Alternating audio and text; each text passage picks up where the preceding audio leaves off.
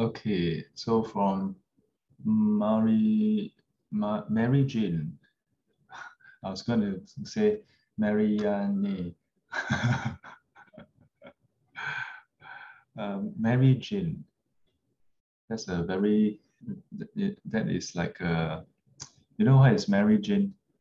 That's a generic name, just no name, so just call Mary Jane. It's like John Doe, you know? Yeah. So heard from other Buddhists that if we chant while lying down on bed, we'll have the karma of being shot in future lifetime. Is this true? Let's see who is shot. Huh? Which of you are shot? So last time I must have been chanting standing up. I have heard of that if a person is very proud, yeah, haughty, proud, and basically because of the pride, look down on people and maybe bully people and so on, then in the rebirth, when born as a human, then the stature is smaller. Whereas if a person is respectful to others, and so on and so forth, then tend to be and things like that. But this thing about chanting while lying down, I think that besides this, there are a lot of others. Yeah, there are a lot of other similar kind of claims. I hesitate to affirm or deny. More like I hesitate to deny it or affirm it. Hesitate to affirm it. Yeah. Some of you may have seen in the past, maybe in the 80s or 90s, there was this little booklet widely distributed, yeah, with drawing that is somewhat lifelike drawing, but cartoon type of lifelike drawing, depicting different scenes, like, oh, if you blow out the candle, or next life you're born blind, things like that. Yeah, and the title of the booklet is usually called 三世因果, and then usually have a Buddha with a lot of lines coming out. Then sometimes inside they have a picture drawing of somehow, I don't know how, but somehow Shen Hua Fa Si got implicated because his picture, his portrait is being drawn inside also. Yeah. But in the 80s and 90s, after I learned more Dharma, and I learned that this is actually a don't know from where one. The moment I see, I throw inside the rubbish bin. Don't bother. Yeah. Unfortunately, the trouble is, you ask someone to go and come and learn Dharma, they like, I have to be like that, man. But you show them this booklet, which is full of scary threats. Wow, well, then behind they say, oh, much merits if you donate to reprint this. Oh, then people are so willing to donate, You ask them, India having difficulty, would you like to donate to help them with the COVID-19? Hard to say lah. Maybe fake one or what. But then print this kind of thing, nobody think whether it's real or fake. Yeah. So in the 80s, 90s, there were a lot of these booklets, big, small, printed. And some of them have this kind of things. But as I said, if you all can find a sutra from the Tripitaka that states this, okay, then we can discuss. Okay, then we can discuss. Yeah, otherwise hearsay, can forget about it. Because anyone can say anything. Yeah, or anyone can say anything. Even variables, we cannot just say anything. If whatever we say must have some kind of link to the teachings. So Mary Jane, I'm not saying that Mary Jane is trying to spread wrong things, but that I'm glad that actually by Mary Jane, I suppose she's a girl, I'm glad Mary Jane actually asked this question. Yeah, because there are many times we have question marks but don't ask. So, but generally, there's a notion that you should be respectful when chanting. So people think that, oh, if you lie down while chanting, you're not respectful, ma. So even if you're not born short, it may not be good karma. Yeah. But let me ask you, if you're sick, can you chant? And oh, later you born short. So then how? Yeah. Then in the middle of night, you woke up in the middle of night, then you feel frightened. Yeah. You feel like there's a presence in the room. You're so frightened that you don't even dare to sit up. Then how? Cannot sit up. Too frightened to sit up, but lying down cannot chant. Then how? I can think of 101 reasons why you can chant anywhere, anyway. Yeah. Important thing is whether you are doing it with sincerity, with respect. Respect is a function of the mind. Okay? Respect is a function of the mind. Yeah. It can be expressed through the body. Yeah. So that's the first thing.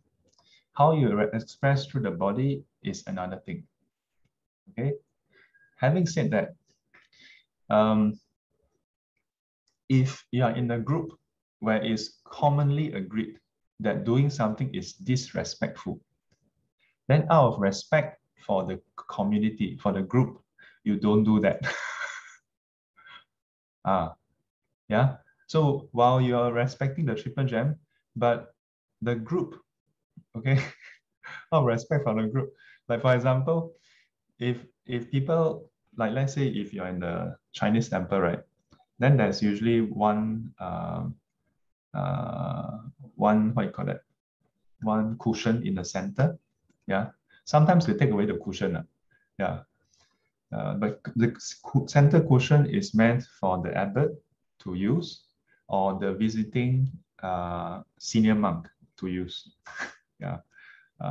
Some kind of custom. But so if you were to go to a traditional Chinese temple, and then nowadays, I think if you go and kneel in the center, nobody will scold you. But in the 80s, you go and kneel there, be like, hey, 不可以用. You know, that's all a lot of this. Yeah. So imagine now if we talk about this lying down, right? So Sifu just said it's okay, right? So lying down in bed. So is it okay to lie down on the floor to chant? Is it okay? Should be okay, right? Then if you go to temple, then everybody's standing up. Ami Tuo Ami Tuo. Then you lie down on the floor. Then that will be very odd, isn't it?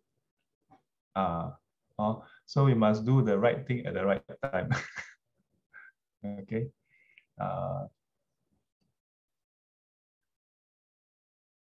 Mayan asks, morning Shifu, brother and sisters. I have one question regarding karma. Karma can be eliminated through release and donation. Strictly speaking, karma cannot really be so-called eliminated. Yeah.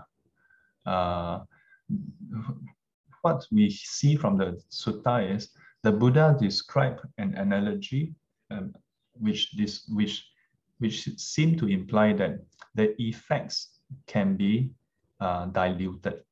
The effects are not the seed. The effects can be diluted. So he said, it is like if you take salt and put into a grain of salt, yeah, or you take some salt, put into a cup of water, and you drink it, you'll probably be salty. But if you take the same amount of salt, put it into a lake, yeah, lake is fresh water. You put into a lake and you drink the water from the lake, you cannot taste the salt at all. Yeah. So similarly, if you are to do a lot of wholesome deeds, the effects of your unwholesome deeds in the past, even ripening, is somewhat diluted. Or somewhat diluted. Yeah, so it cannot be eliminated. Here release, I presume is 放生. Oh, I'm presuming 美艳, where is 美艳? So I presume she's talking about 放生. Yeah. It reduces or it dilutes the effect, the fruit, but not remove it, not eliminate it. The one way the fruition can so-called be eliminated is by attaining arahanthood. If you attain arahanthood, even the past karma that has been done, they have not ripened. But because you attain arahanthood, within that last lifetime when you attain arahanthood, whatever that can ripen. Other than that, they don't ripen. So in the various teachings, you talk about how the seeds are intact but not functional. So for Shravaka teachings, that's it. Okay, that's it. For the Mahayana teaching, it says, at some point in the future, you will still ripen. Yeah. But the difference is, is there a difference? Yes, of course, there's a difference. The difference is, when we are not enlightened, what do we want to do? We want the fruit to not ripen. Yeah. But how about the seeds? Do we want to plant? Oh, when we talk about seeds, we are great farmer. We plant seed, plant. We don't care. I want to plant. What do you mean by I don't care? I want to plant? The person scold me. I must go back. The person sabo me. I must sabo him back at least twice. Yeah, to show him or to teach her a lesson, to show show him my color, my power. Yeah, planting seeds we want. But then when time to get results, 南无观世音菩萨，大慈大悲观世音菩萨。Some more praise 观世音菩萨。大慈大悲 I praise you. Come on, do something about it. My teacher, I mean, quite naturally, of course, that's why I become his disciple. I always like the way he's explained things. He says, for enlightened beings, it's different. For enlightened beings, when the conditions are right and the karma is ripening, they are okay. They face it. They are okay to face it. Yeah. Or let's say the ripening as a result of someone coming to take revenge, they're okay. Yeah. Or someone taking revenge as a result of the ripening, they're okay. They face it. Yeah.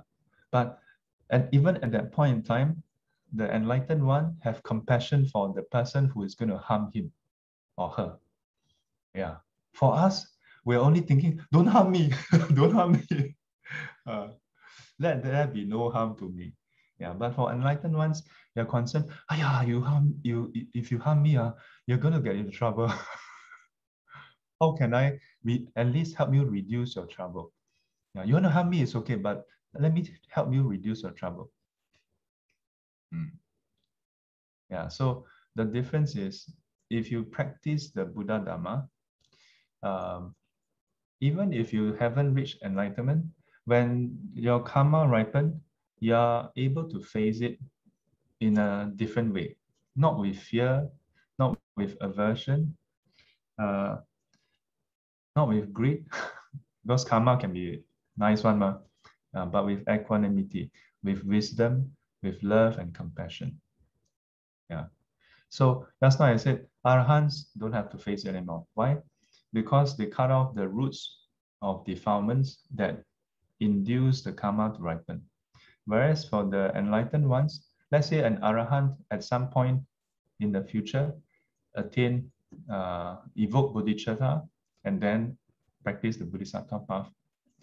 Then in the Mahayana teachings, it says that the Bodhisattva would allow the seeds to ripen. Yeah. But now driven by love, compassion, and wisdom. So willingly go around samsara. Yeah. Meet people. And it's through these seeds that they are able to meet people. Yeah. Without the karmic connection, how to meet people? That's why in Buddhism we always say, 有缘才会见面. Yeah, we have conditions. Yeah, then we can meet.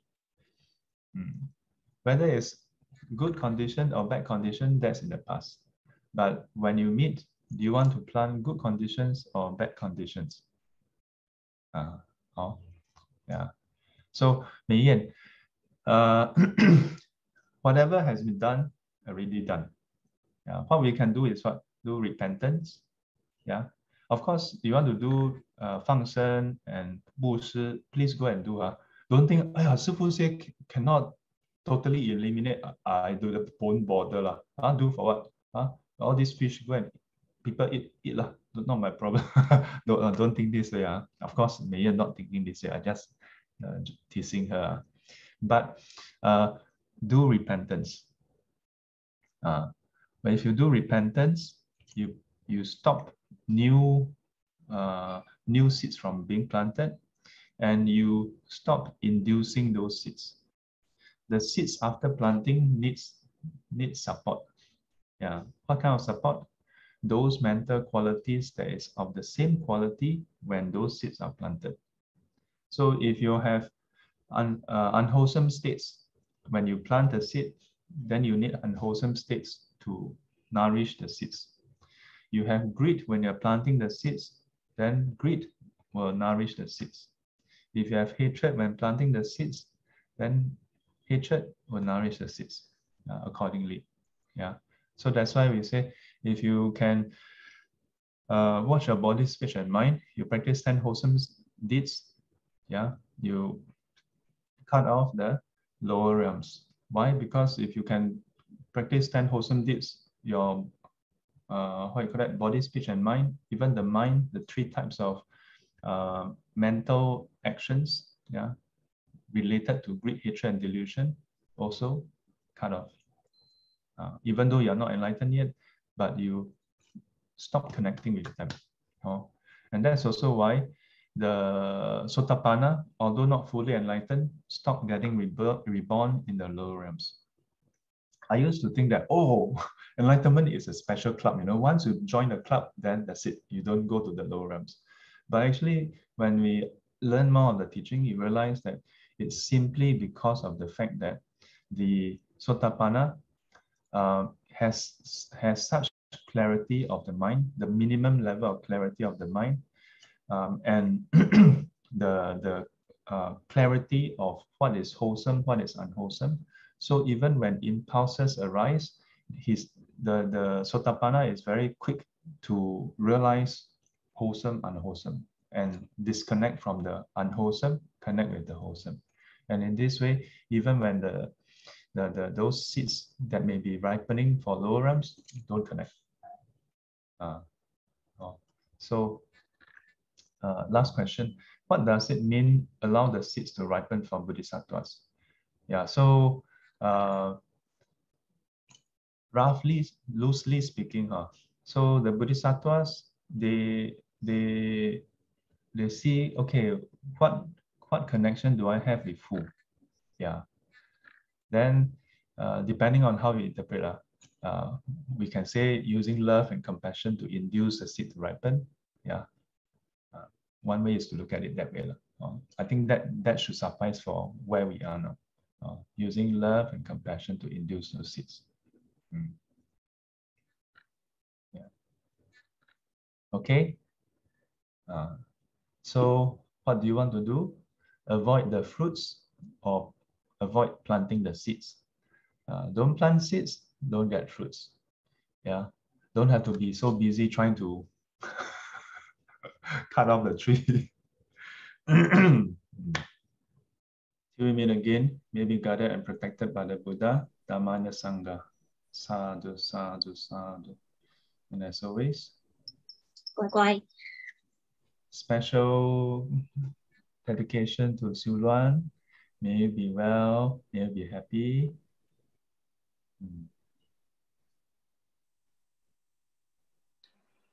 Thank you, Sư Phụ. Take care of yourself, okay? Okay. Okay. Have a hot day today, Wednesday. Have a wonderful Wednesday ahead. Thank you, Sư Phụ. Bye.